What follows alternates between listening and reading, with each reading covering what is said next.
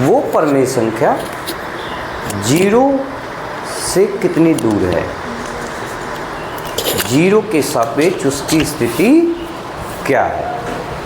Zero के सापेक्ष देखिएगा, जैसे समझाने का प्रयास करते हैं। यहाँ संख्या लिखेंगे 0 1 2 3 4 5 6 7 8 ऋण 1 ऋण 2 ऋण 3 ऋण 4 ऋण 5, ऐसे करके ढेर सारी और परमेय संख्याएं लिख सकते हैं। 0 1/2 2/2 3/2 4/2 -1/2 -2/2 -2/2 यह ऋण 1 हो गया और यहाँ 2/2 धन 1 हो गया, ठीक है। और यहाँ -4/2, यहाँ ऋण 2 हो गया, यहाँ धन 2 हो गया। इस तरीके और भी लिख सकते हैं, ठीक है, समझिएगा। अब मैं आपसे अगर ये कह दूं, जैसे आप बताएं अंजलि, इस 3 की स्थिति 0 से कितनी दूर है, कितने कदम दूर है 3 0 से। इस 3, हाँ, ये वाला 3 जो मैंने मेरी उंगली रखी है इसमें, ये 0 से कितनी कदम दूर है सर? 3 कदम। 3 कदम दूर है। 3 0 से कितनी कदम दूर है? 3 कदम। तो अब समझिएगा, ये 3 का निरपेक्ष मान है।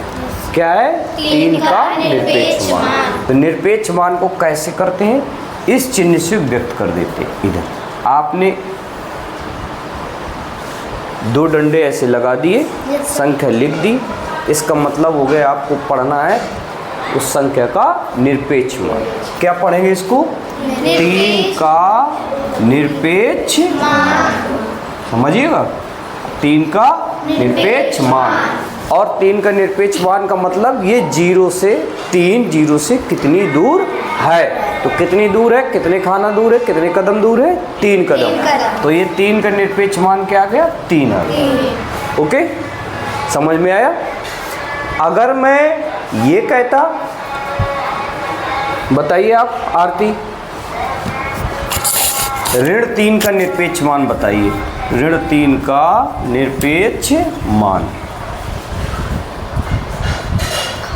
ऋण 3 का निरपेक्ष मान का वही मतलब कि ऋण 3 0 से कितनी दूर स्थित है, कितनी दूर स्थित है सर? 3 कदम। ये भी देखिए, 0 यहाँ है, 1 2 3, धन 3 कहाँ था? 1 2 3 कदम। ऋण 3 कहाँ? 1 2 3। ऋण 3 का निरपेक्ष मान भी 3 आ गया। Yes sir. और धन 3 का निरपेक्ष मान भी 3 आ गया। निरपेक्ष मान का मतलब कि वो संख्या 0 से कितनी दूर है, उसकी स्थिति 0 से कितनी दूरी पर है। ओके, समझ में आया सबको? किसी को दिक्कत? आगे अब मैं आपसे पूछूंगा, मोहिनी, ऋण 5 का निरपेक्ष मान बताइए। सर जी 5 आ जाएगा। यस सर जी। ओके, सुनैना को दीजिए। सुनैना, ऋण 1/2 का निरपेक्ष मान बताइए। 1, हाँ बताइए। 1/2। 1/2 आ जाएगा। Very good. आगे आप दीजिए उनको, गायत्री को। गायत्री आप बताइए, 7/अगर 12 होता है इसका निरपेक्ष मान क्या आता? सर 7/12। 7/12 आता। ओके, आगे दीजिए। हाँ, आप बताइए रेसू, -16/21 इसका निरपेक्ष मान क्या आएगा? धन 16/21। 16/21 आ जाएगा। चलिए, तो समझ में आपको आ रहा है? समझ में सब क्या गया? निरपेक्ष मान का मतलब 0 से उस संख्या की दूरी क्या है, स्थिति क्या है। तो कोई भी संख्या होगी, चाहे वो ऋण की होगी या धन की होगी, पर उसका निरपेक्ष मान सदैव क्या आएगा? धन का ही आएगा। ओके, अच्छा, फिर मैं यहाँ अगर 0 लिख दूँ तो जीरो का निरपेक्ष मान क्या आ जाएगा, आप बताइए। जीरो आ जाएगा, जीरो की दूरी जीरो से जीरो हो गई। ठीक है, तो आप लोगों ने इन ढेर सारी संख्याओं से, कई संख्याओं से आप लोगों ने सीखा। क्या सीखा, अब उसको एक साथ हम लोग कर देते हैं। कोई संख्या अगर आपको कहता है कोई कि कोई संख्या दी हुई है x, ये x क्या है, चर है। अभी तो ये निश्चित थी, जीरो था, ऋण 3, ऋण 5, ऋण 1/2, 7/12, ऋण 16/21। अब क्या है आपका, ये चर हो गया। चर का मतलब इसकी जगह आप चाहे जो रख दें, क्योंकि चर का मतलब है कि मान बदलता रहता है। आप इसको 3 तरीके से डिफाइन कर सकते हैं। कैसे, जब कोई संख्या आपको जीरो दे दे, अब पूछे कि इसका निरपेक्ष मान क्या होगा, तो क्या होगा इसका निरपेक्ष मान, जीरो होगा। ठीक, ओके। अब इस x की जगह अगर आपसे कोई कहे कि ये x आपका जीरो से छोटा है, क्या है, जीरो से छोटा। जीरो से छोटा का मतलब जैसे ऋण 1/2, ऋण 16/21, ऋण 3, जीरो से छोटा है का मतलब वो संख्या ऋण की हो। तो क्या करेंगे पता है, क्या किया हमने उसी संख्या को सीधे रख दिया है, रखा ना। लेकिन ऋण हटा के, अब किसी संख्या पे ऋण लगा हो, और ऋण हटता कब है, जब उसमें एक ऋण का और गुणा होता है। तो इसमें हम ऋण लगा के उसी संख्या को क्या करते हैं, रख देते हैं, ऋण का लगा देते हैं उस संख्या। ऋण लगा दिया, ऋण पहले से था, धन का आ गया।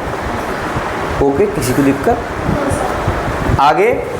अगर वो संख्या जीरो से बड़ी हो तो क्या किया हमने, सीधे उसको रख दिया, रखा हमने 7/12 को रख दिया, 3 को सीधे रख दिया, तो सीधे ही उस संख्या को रख। इस तरीके हम इस निरपेक्ष मान को डिफाइन करते हैं। ये समझ में सबको आ रहा है, किसी को कोई दिक्कत, यहाँ कन्फ्यूजन किसी को लग रहा हो सर ने ऋण क्यों लगा दिया। आएगा निरपेक्ष मान धन का,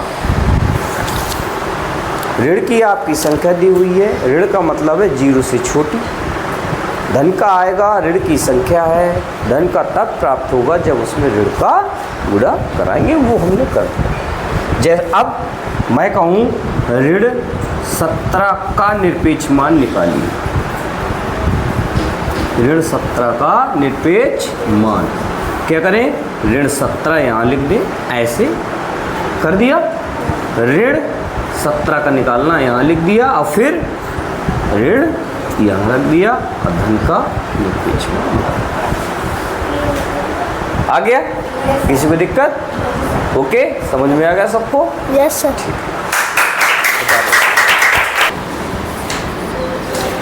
आप 4 का निरपेक्ष मान निकालेंगे। जैसे कितने शून्य से 4 कदम दूरी है, तो निरपेक्ष मान को ऐसे दर्शाते हैं। तो ये धन की है, मतलब कोई निरपेक्ष मान में चाहे ऋण की संख्या हो चाहे धन की, हमेशा निरपेक्ष मान की धन की संख्या आती है।